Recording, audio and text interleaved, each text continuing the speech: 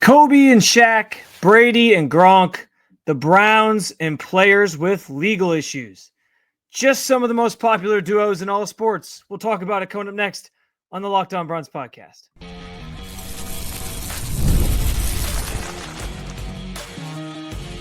You are Locked On Browns, your daily Cleveland Browns podcast.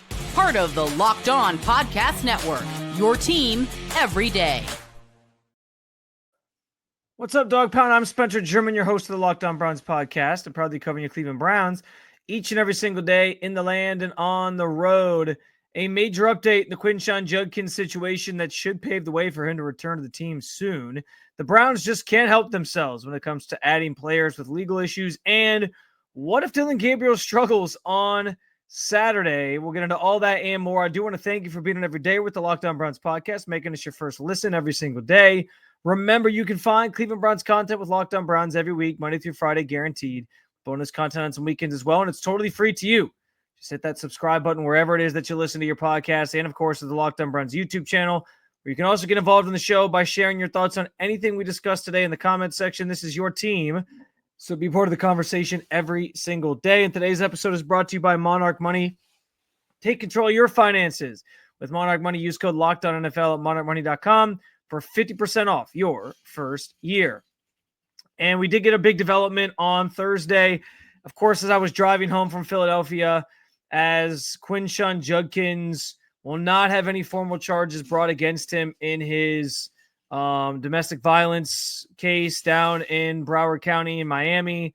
And so essentially this clears the way for him to avoid any legal troubles and rejoin the team here at some point in the near future. What that timeline looks like is still to be determined. We are not sure at this juncture what it's going to look like and how quickly they can get this thing sort of back together and get everybody on the same page. It's complicated, of course, as it's been the entire time, by the fact that he hasn't yet signed a contract with the team. And there's some hurdles that they'll have to clear on that front before he even shows up and is on the practice field. But this is a positive step in the right direction for Quinshon Judkins. No charges brought against him. And there was some interesting wording, actually, in the final paragraph of the decline memorandum, which if you're watching via video, you can read it here. I'm going to read it for you for the audio audience, though, as well. And it basically says, this incident was not captured on any video surveillance. There are no independent witnesses to the incident. Although the victim had photos showing injuries sustained, there were also videos in the same time frame where no injuries were observed to the victim. Additionally, the victim's injuries depicted in the photos could be explained by either account of the incident.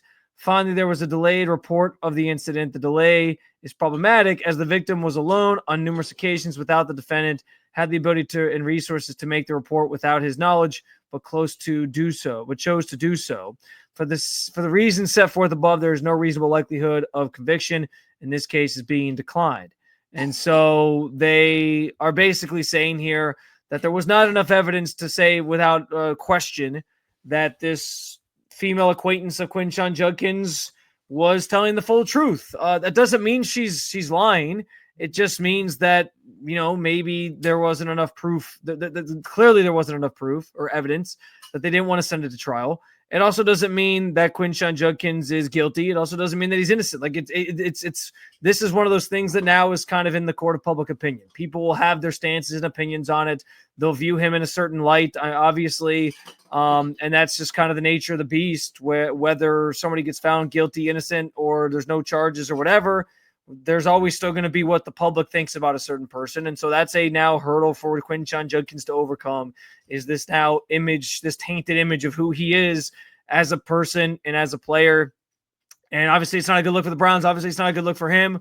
But he's going to have the opportunity now to do that sooner rather than later. Now the question is, and yes, this is still a possibility, even without charges, the NFL still theoretically could suspend him based off of a violation of the personal conduct policy. As we know, the NFL is independent of the legal system. So they conduct their own investigations. they conduct their own sort of findings, and then they come to the table and say, we think that you at least did something or didn't do anything to violate the personal conduct policy.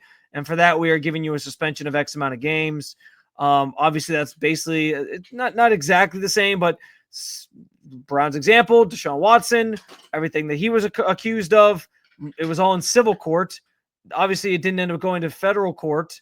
And because of that, like it freed him up to basically settle those and then continue on his way. But even though he was never found guilty or anything, and there was similar sort of findings where it was like, well, we don't think the evidence is strong enough to convict here.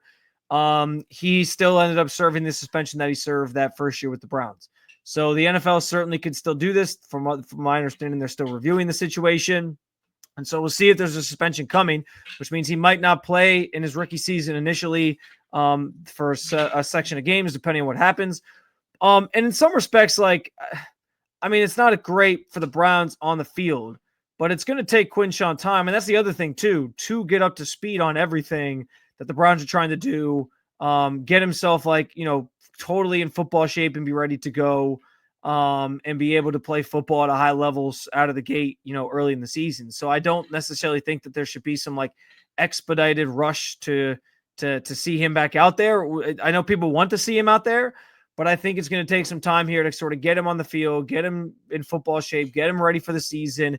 It's not just going to be this quick thing, even though this is now a big step towards clearing a path for him to return to the Browns and return to football, and that be what he's focused on right now. So good news there, but still a murky timeline in terms of when he actually returns to the team. And the contract is a big reason for that as well. And the contract, frankly, is the big thing that the Browns are going to have to figure out, because the players around where Quinshon Judkins got drafted all received guaranteed money. We know this was the big sticking point for all these second-round picks, was they waited to negotiate their contracts. They waited to get their guaranteed money, and a lot of them got fully guaranteed deals. Even others got mostly guaranteed deals. But now you're talking about a guy who the Browns might be looking and saying, can we trust you? You got yourself in a bad situation before your rookie season even started. We don't know how to feel about that. And so I'm going to guess it costs him some money, which doesn't affect you as a fan, obviously, but it affects his pocket. But yeah, I'm wondering how this conversation plays into their negotiations. That's sort of behind the scenes part of this. But at some point we can expect to be back with the Browns here. And then it's just a matter of whether or not the NFL decides to suspend him and how long of a suspension he gets and how long of the season he will miss. But let's face it, Quinshon Judkins was viewed as the workhorse back of this room. He was supposed to be the guy taking over the mantle for Nick Chubb and being sort of this new age running back in this room. And that might now take some time to sort out, might now take a little longer than we expected to see that actually come to fruition because of this legal situation and how he's going to need time to kind of get himself back ready for football. And just frankly acclimate to the offense and everything else, because he's missed 2+ weeks of camp now. And so we'll see how things kind of transpire from here. But it's a very important update for the Browns to get back an offensive player that was supposed to have a massive impact in year one, was certainly supposed to have a massive impact this year in 2025. And we'll see how it all plays out and how impactful he still can be in this rookie season, because I had a lot of high hopes for him.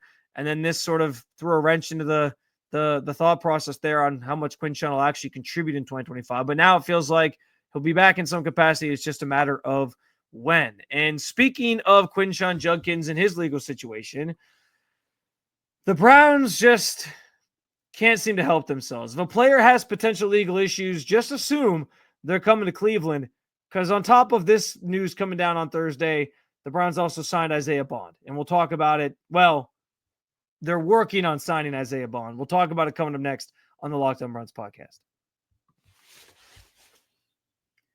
Most people can't name all their financial accounts or even what they're worth, whether it's a 401k, properties, or investments. And when you don't have the full picture, you can end up leaving money on the table. That's where Monarch Money comes in. It's an all-in-one personal finance tool that brings your entire financial life together in one clean, easy-to-use interface on your laptop or your phone. Monarch does the heavy lifting for you. You can link all your accounts in minutes, see clear data visuals, get smart categorization of your spending, and finally feel in control of your money without even touching a spreadsheet. My wife and I were trying to get some bigger projects around the house this summer. Obviously, we wanted to take a couple trips as well, and we needed to get a better look at our financial picture. That's where Monarch Money came in. They helped us cancel a few subscriptions we had forgotten about and saved us money that we needed to do the things that we wanted to do. Don't let this financial opportunity slip through the cracks. Use code LOCKEDONNFL at monarchmoney.com in your browser for half off your first year. That's 50% off your first year at monarchmoney.com, code LOCKEDONNFL. So on top of the Quinshon Judkins news coming down on Thursday, Isaiah Bond, Texas wideout who went undrafted back in April because 2 weeks before the draft, he was accused of sexual assault and basically was caught up in his own legal situation that he had to sort of work through. And so on top of there being no charges brought against Quinshon, there was also a no billing issued for the legal situation for Isaiah Bond, which essentially freed him to sign anywhere he wanted. And as if there was ever a doubt, he's apparently joining the Cleveland Browns based on a post that he made via his social media accounts. Now, the reporting on this is right now from the team that they are doing their due diligence on Isaiah Bond, but haven't signed him yet. But he wrote a pretty detailed letter where he thanked the Haslams for the opportunity and thanked Andrew Berry for the opportunity. It felt pretty personal and pretty detailed to not be the truth. Unless he jumped the gun, but it certainly feels like he's under the impression he's going to be signed by the Cleveland Browns. And like I said, as if there was ever a doubt. Here's the thing. And this is why I know there are a lot of Browns fans, maybe some listening to this right now, who have lost trust in this organization. And the idea here is every time Andrew Berry talks about another legal issue for one of his players, like he did early on in training camp where he was at the podium for the media, and he tells everybody how seriously they take these allegations and how seriously they take these things and how they're so focused on the education piece to try to make sure guys aren't putting themselves in bad situations and de-escalating things and all that. He then contradicts himself when he goes and signs another player with a checkered off the field situation. And this is listen, this is beyond maybe Quinshon Judkins is totally innocent. Maybe Isaiah Bond is totally innocent. In the court of law, there's not going to be any trial here to determine that. And so it's the court of public opinion that gets to decide how they feel about both of these situations as a whole. The NFL will rule on it in their own right because, again, even though there's no billing for Isaiah Bond, the NFL can still issue a suspension of their own for both these guys, but obviously Bond as well, which is who we're talking about right now. And it sounds like they're still reviewing his situation. So he could face a suspension too. And yes, there certainly wasn't enough evidence to take these things to court or to trial.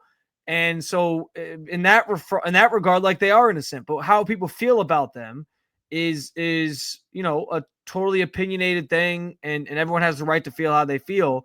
And so the optics of this, it's just that the optics are that this team just can't help themselves in signing players with questionable character and signing players who can't avoid these types of troublesome situations.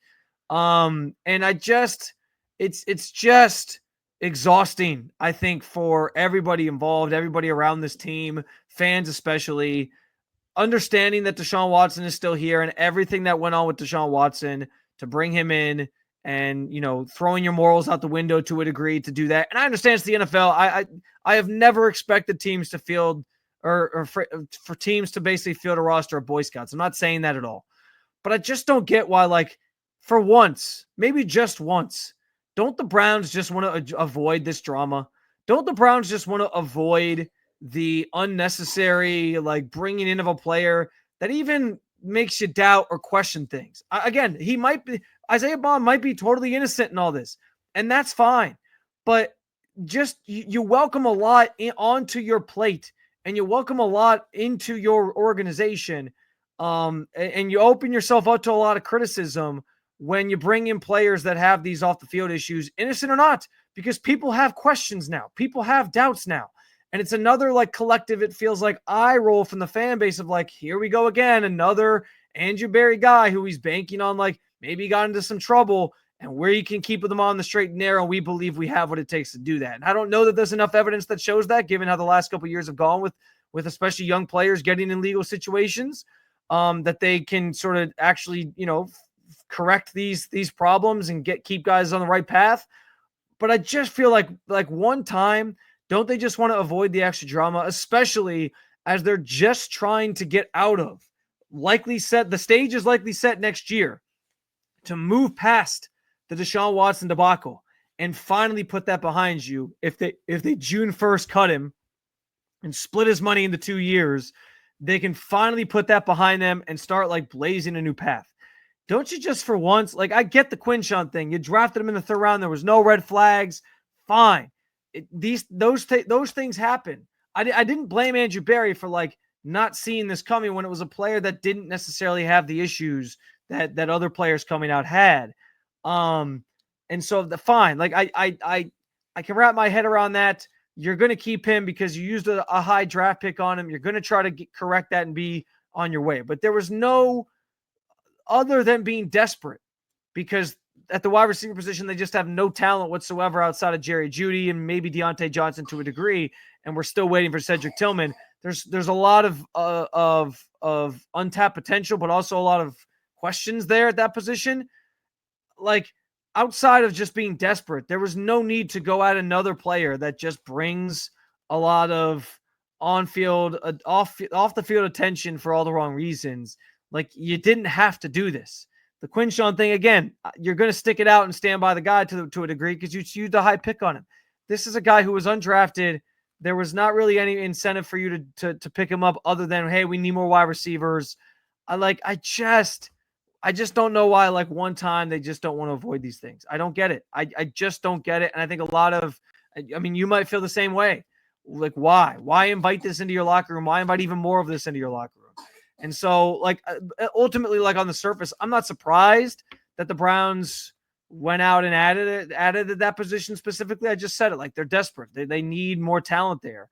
And I do believe, I've said for a while now that I thought the Browns were going to add a wide receiver to this room. And what we saw, what the room was at this current juncture wasn't going to be what it was week 1 in terms of like the top 6 guys if you're keeping 6 wide receivers. So I thought they'd add somebody. I thought it might be via trade. I didn't know it would be like this, but I didn't know it was going to be Isaiah Bond. I don't think, frankly, it had to be Isaiah Bond, but here we are. And by the way, he's fast, and that's about it. He was a top 10 receiver on Dane Brugler's, beast booklet that he puts out pre-draft every year. And I get like the speed is one of those things that teams really value. It's a trait that you can't, teach. But he's really, really fast. Kevin Stefanski's sure to use him in some of his go-to, his favorite end-around plays. I'm sure we'll see one of those in some game this season, assuming he makes this roster.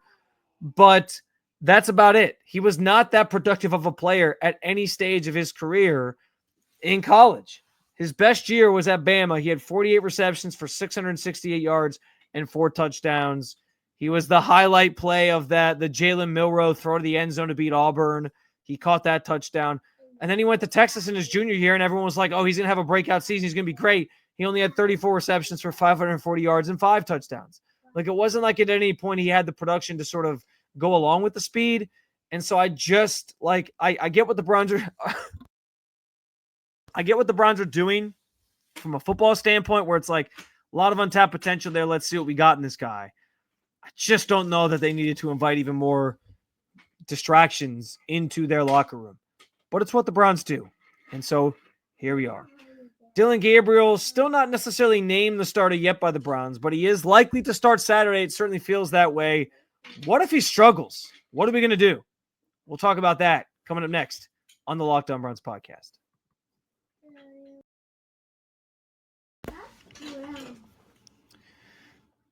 This episode is presented by Yahoo Fantasy. It's the best time of year. NFL kickoff is almost here, and that means fantasy football season is back in full swing. And this year, Yahoo Fantasy is turning things up with a fantasy football experience like never before. My most competitive league is on Yahoo Fantasy. It's the most fun I have playing fantasy football. Very competitive. and a lot of smack talk. My friends and I have always enjoyed using Yahoo Fantasy, and you can too, whether you're a first-timer or a veteran making your 1 millionth league. To celebrate 28 years of fantasy greatness, Yahoo Fantasy is dropping 28 big new features over 28 days throughout August. To kick it off, they just dropped their Yahoo Fantasy Guillotine Leagues, a killer new way to play fantasy football on Yahoo, where the lowest scoring team each week gets eliminated until there's only one left standing. With the season around the corner, now is the time to get your league together and give this new mode a try. Or you might be more into the classics. You can still play a head-to-head private league or a public league. Stay tuned for more killer announcements.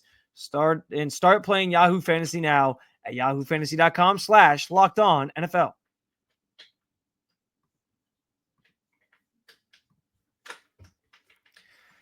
All right, so the Browns still have yet to announce. I'm just going to double check here and make sure I haven't missed anything while I've been recording this episode of the podcast.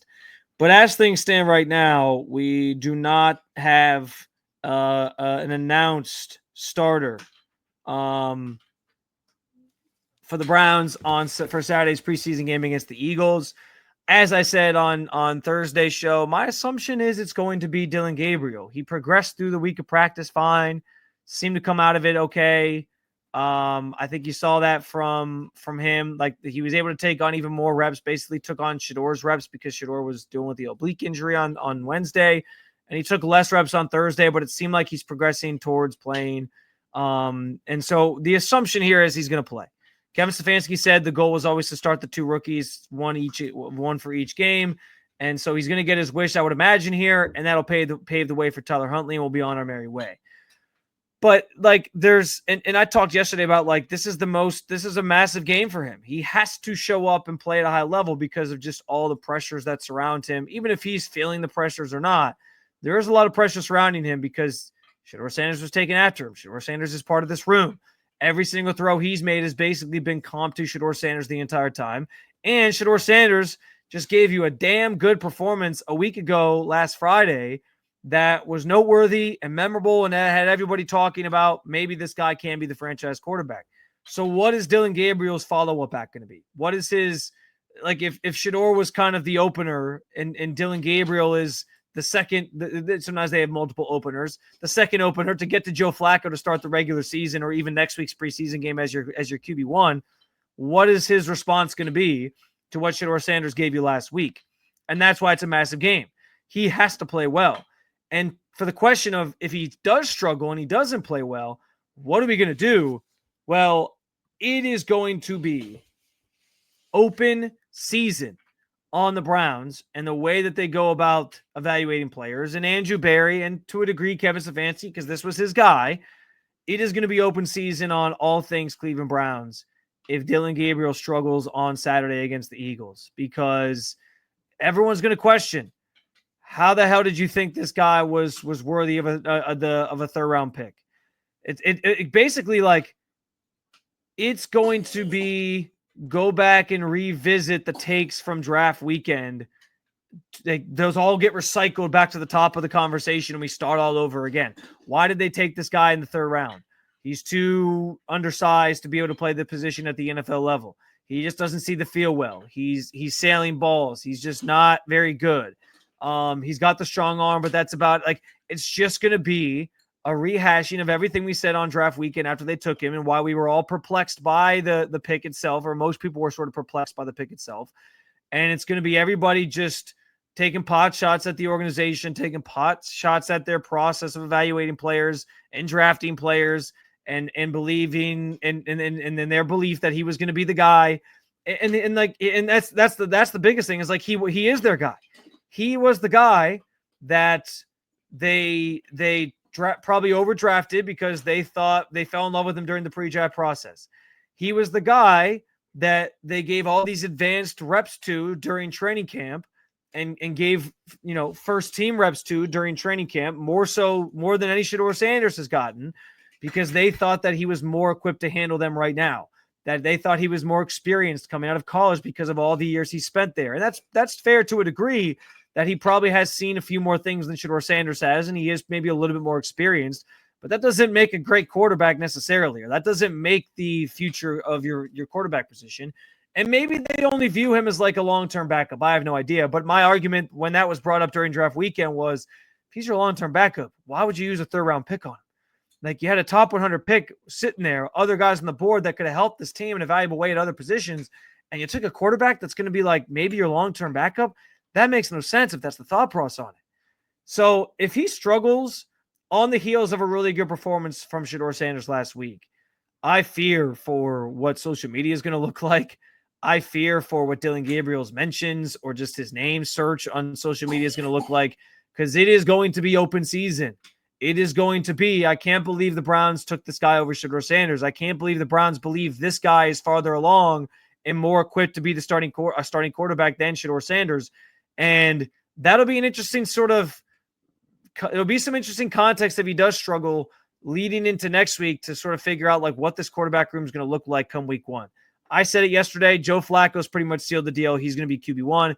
Kenny Pickett's injury sort of derailed his chances. We'll see if he gets back into the mix next week and what that looks like. But I don't think in 1 week's time, with all the reps that Joe Flacco's had that he hasn't, Kenny's all of a sudden going to like storm back into this thing and be the starter week one. It seems pretty much etched in stone at this point. And Joe Flacco was great yesterday in the second day of joint practices that Joe Flacco is going to be the guy.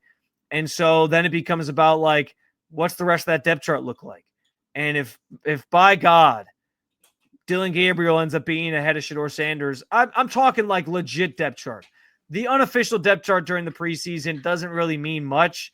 When we get to the regular season, if it's like still Gabriel ahead of Shedeur Sanders, it's going to be, I mean, there's already people clamoring for the Browns to trade Shedeur Sanders because they don't think he should be there and be sitting behind Dillon Gabriel. It's going to be bad.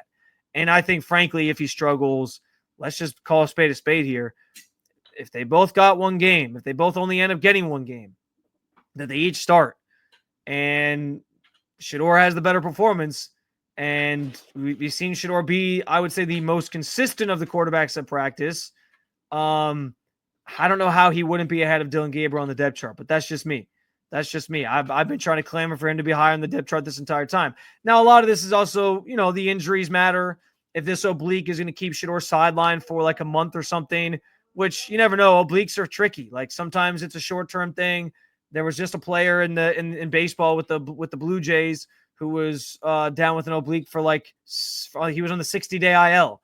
So it can linger. It can take a long time. And the Browns are saying day to day, I wouldn't read into that too much. If you're new to the Browns, if you're somebody who certainly is mostly here for the Shedeur Sanders content, I can tell you right now, 2 years ago, the Browns were listing Deshaun Watson as day-to-day with a shoulder injury that wound up requiring surgery and ended up, well, it didn't require surgery at the time, but it sort of led to a bigger ailment that then required surgery because he got hit. But they called him day-to-day for like 4 weeks, and then finally he returned. So day-to-day means very little in the context of like how the Browns handle injuries. And so I wouldn't read into that too much. It's like, oh, it must not be that big of a deal if it's only day-to-day. It might not be a big deal, but we also don't know if it is a big deal, and the Browns aren't really going to tell you. So just keep that in mind, that day-to-day can mean a lot of things for this organization, and we'll see. So maybe that's the thing that keeps Dillon ahead of Shedeur when the official depth chart comes out, or when we get to week one and we get past cutdown day, is if Shedeur's hurt and Dillon's not, maybe he's still ahead of him. But if he struggles tomorrow and he still is ahead of Shedeur Sanders when Shedeur Sanders is back, it'll be very perplexing. Unless Shedeur's not back for like months on end, and then it's like, well, now he's got some of his own catching up to do. But we'll see. But man, oh man, like it's a lot of pressure. This is a massive, massive opportunity for Dillon Gabriel to prove himself. And if he struggles, it is going to be ugly on Brown's Twitter, maybe specifically. That's going to do it for today's show. Another episode Down with the Dog Pound. Thank you for joining me as always to talk about your favorite football team. I will have a post-game show for you after the game on Saturday. We'll react to what we see, react to Dillon Gabriel, assuming he's going to start. I'm still assuming that. So make sure you hit that subscribe button. Make Locked On Browns your first listen every day. For your second listen, check out Locked On Bets, where betting experts Lee Sterling and Kevin Rogers have daily MLB locks and can't miss football futures. You can also keep it local. Check out Locked On Cavs or Locked On Guardians. Thank you for being an everydayer at the Locked On Podcast Network. I'll talk to you again tomorrow, Cleveland. See ya.